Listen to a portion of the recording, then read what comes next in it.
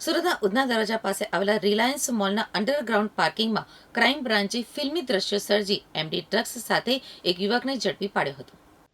Crime બ્રાન્ચની team પેટ્રોલિંગમાં હતી ત્યારે એએસઆઈ નીતિશ તત્સુખભાઈને મળેલી ચોક્કસ બાતમીના આધારે પીઆઈ જેએન ઝાલા સહિતની ટીમે રવિવારે રાત્રે ઉધના દરવાજા સ્થિત રિલાયન્સ મોલ પાસે વોચ ગોઠવી હતી.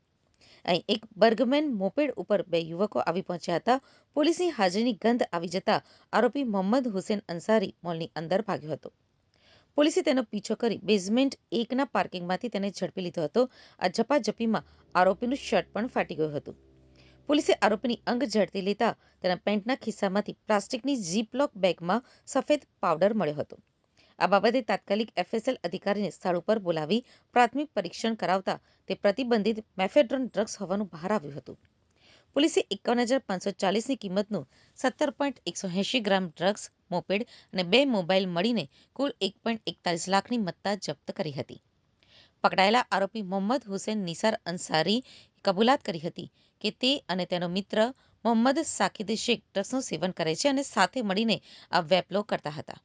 તેઓ મોલમાં ફરવા આવ્યા હતા અને ત્યાં જ ડ્રગ્સ વેચવાનો તેઓનો ઈરાદો હતો. મોલની બહાર ફૂટપાથ ઉપર મોપેડ પાર્ક કરી જ્યારે તેઓ મોલમાં જતા હતા ત્યારે પોલીસને જોઈ સાદિક શેખ નાસી છૂટ્યો હતો. હાલ પોલીસે ફરાર આરોપીને પકડવા કાર્યવાહી હાથ ધરી છે.